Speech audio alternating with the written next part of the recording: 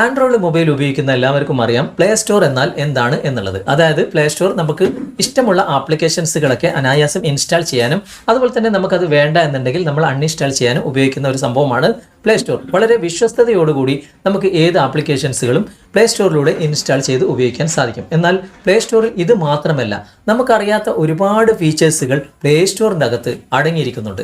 പക്ഷേ നമുക്ക് ആർക്കും ഇങ്ങനെയുള്ള ഫീച്ചേഴ്സുകൾ അറിയില്ല. ഇന്നത്തെ വീഡിയോയിലൂടെ വിശദമായിട്ട് പ്ലേ സ്റ്റോറിൽ അടങ്ങിയിരിക്കുന്ന പല രഹസ്യങ്ങളും നമുക്ക് കണ്ട് മനസ്സിലാക്കാം. ആദ്യമായിട്ടാണ് ഞങ്ങളുടെ വീഡിയോ നിങ്ങൾ കാണുന്നെങ്കിൽ സബ്സ്ക്രൈബ് ചെയ്യാനും ഫോളോ ചെയ്യാനും മറക്കരുത്.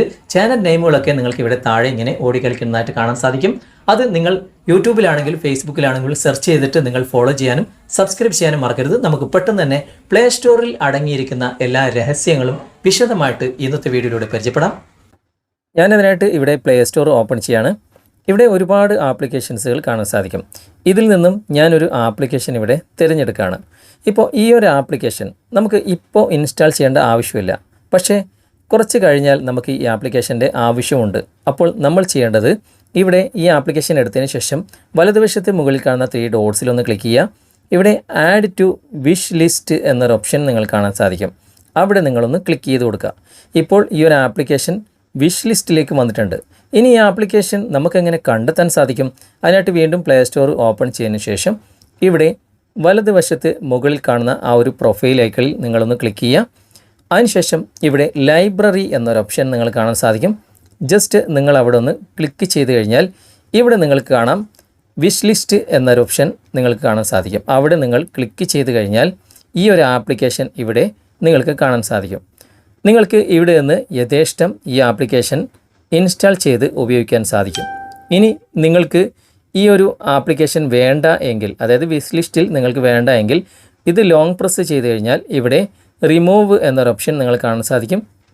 അവിടെ ക്ലിക്ക് ചെയ്തിട്ട് വിഷ് ലിസ്റ്റിൽ നിന്നും നിങ്ങൾക്കിത് റിമൂവ് ചെയ്യാനും സാധിക്കും. ഇനി നമുക്ക് അടുത്ത ഓപ്ഷൻ ഏതാണെന്ന് നോക്കാം. അതിനായിട്ട് നമുക്കൊന്ന് പ്ലേ സ്റ്റോർ ഓപ്പൺ ചെയ്യാം. ഓപ്പൺ ചെയ്തതിന് ശേഷം ഇവിടെ പ്രൊഫൈൽ ഐക്കണിൽ നിങ്ങളൊന്ന് ക്ലിക്ക് ചെയ്യുക. അതിനുശേഷം ഇവിടെ താഴെ നിങ്ങൾക്ക് സെറ്റിങ്സ് കാണാൻ സാധിക്കും. അവിടെ നിങ്ങളൊന്ന് ക്ലിക്ക് ചെയ്യുക. അതിനുശേഷം ഇവിടെ ഏറ്റവും മുകളിൽ ജനറൽ എന്നൊരു ഓപ്ഷൻ കാണാൻ സാധിക്കും. അവിടെ ക്ലിക്ക് ചെയ്യുക. അതിനുശേഷം ഏറ്റവും മുകളിൽ അക്കൗണ്ട് ആൻഡ് ഡിവൈസ് പ്രിഫറൻസസ് എന്ന ഓപ്ഷൻ കാണാം. അവിടെ ക്ലിക്ക് ചെയ്യുക. അതിനുശേഷം ഇവിടെ ഏറ്റവും മുകളിൽ ഇമെയിൽ പ്രിഫറൻസസ് എന്ന ഓപ്ഷൻ നിങ്ങൾ കാണാൻ സാധിക്കും. ഇത് ഓഫിലാണെങ്കിൽ ജസ്റ്റ് ഇതൊന്ന് ഓൺ ചെയ്ത് കൊടുക്കുക. ഇവിടെ നിങ്ങളുടെ മെയിൽ ഐ ഡി ഒക്കെ കാണാൻ സാധിക്കും. ഇവിടെ നിങ്ങൾക്ക് ആ ഒരു മെയിൽ ഐ ഡി ചേഞ്ച് ചെയ്യണം എന്നുണ്ടെങ്കിൽ അവിടെ ക്ലിക്ക് ചെയ്തിട്ട് നിങ്ങൾക്കിത് ചേഞ്ച് ചെയ്യാനുള്ള ഓപ്ഷനുണ്ട്. നമുക്കതൊന്ന് ക്ലിക്ക് ചെയ്ത് നോക്കാം. ഇപ്പോൾ നിങ്ങൾക്കിവിടെ മെയിൽ ഐ ഡി എഡിറ്റ് ചെയ്യാനുള്ള ഓപ്ഷൻ വന്നിട്ടുണ്ട്. ഇതിൽ നിന്നും നിങ്ങൾക്ക് മറ്റൊരു മെയിൽ ഐ ഡി ഇവിടെ എൻ്റർ ചെയ്ത് കൊടുക്കാൻ സാധിക്കും. നിങ്ങൾ കുറച്ച് താഴേക്ക് വരിക.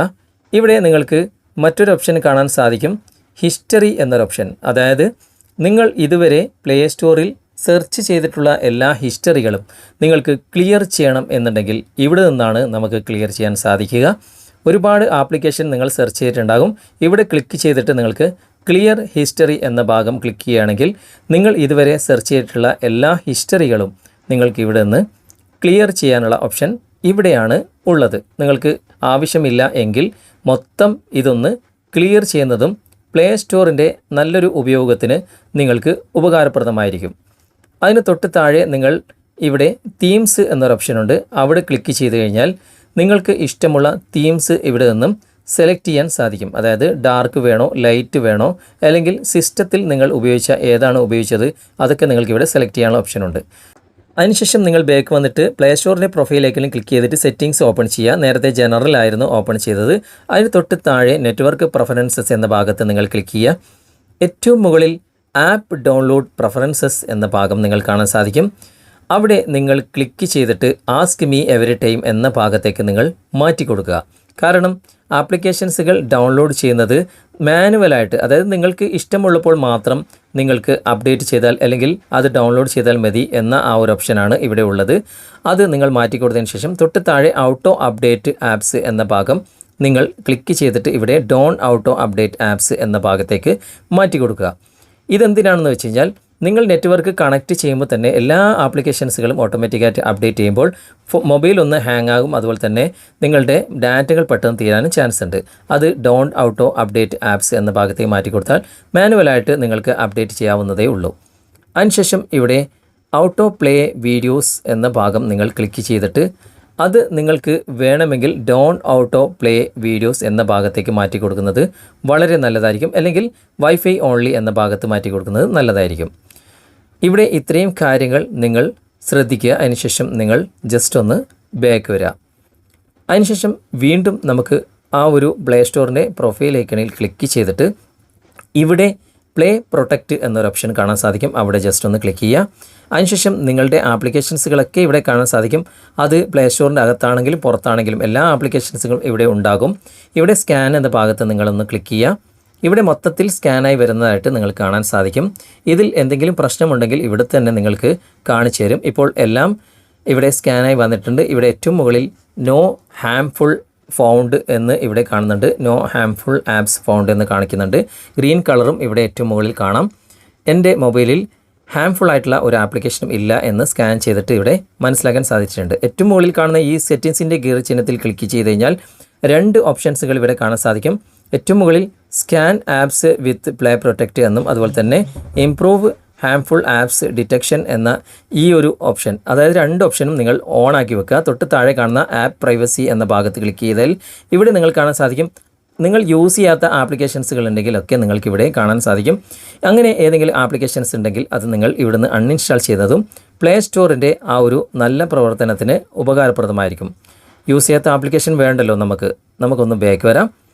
അതിനുശേഷം വീണ്ടും ആ ഒരു പ്ലേ സ്റ്റോറിൻ്റെ പ്രൊഫൈൽ ഐക്കണിൽ ജസ്റ്റ് ഒന്ന് ക്ലിക്ക് ചെയ്യുക. അതിനുശേഷം മാനേജ് ആപ്സ് ആൻഡ് ഡിവൈസ് എന്ന ഈ ഒരു ഭാഗം സെലക്ട് ചെയ്യുക. ഇവിടെ നിങ്ങളുടെ ആപ്ലിക്കേഷൻസുകൾ അപ്ഡേറ്റ് വന്നിട്ടുണ്ടെങ്കിൽ ഇവിടെ നിങ്ങൾക്ക് അവൈലബിൾ ആയിട്ടുള്ള അപ്ഡേറ്റുകളൊക്കെ കാണാൻ സാധിക്കും. മുകളിൽ തന്നെ നോ ഹാംഫുൾ ആപ്സ് എന്ന് കാണുന്നുണ്ട്. അതിന് തൊട്ട് ഇപ്പുറം നിങ്ങൾക്ക് മാനേജ് എന്ന ഭാഗം കാണാൻ സാധിക്കും. ഇവിടെ നിങ്ങൾ ഇൻസ്റ്റാൾ ചെയ്ത് വെച്ച എല്ലാ ആപ്ലിക്കേഷൻസിലും കാണാൻ സാധിക്കും. ഇൻസ്റ്റാൾഡ് എന്ന ഭാഗത്ത് ക്ലിക്ക് ചെയ്ത് കഴിഞ്ഞാൽ താഴെ നോട്ട് ഇൻസ്റ്റാൾഡ് എന്ന ഭാഗം നിങ്ങൾ കാണാം. അവിടെ മാറ്റി കൊടുത്തു കഴിഞ്ഞാൽ ഇതിനു മുമ്പ് നിങ്ങൾ ഇൻസ്റ്റാൾ ചെയ്ത് വെച്ച് അല്ലെങ്കിൽ നിങ്ങൾക്ക് ഇൻസ്റ്റാൾ ചെയ്ത് വേണ്ട എന്ന് തോന്നുന്ന ആപ്ലിക്കേഷൻസ് നിങ്ങൾ ഉപയോഗിച്ച് ഒഴിവാക്കിയ ആപ്ലിക്കേഷൻസുകളൊക്കെ തന്നെ നിങ്ങൾക്ക് ഇവിടെ കാണാൻ സാധിക്കും. ആവശ്യമെങ്കിൽ നിങ്ങൾക്ക് ഇവിടെ നിന്ന് തന്നെ വീണ്ടും നിങ്ങൾക്ക് ഇൻസ്റ്റാൾ ചെയ്യാനുള്ള ഓപ്ഷൻ ഇവിടെ തന്നെയുണ്ട്.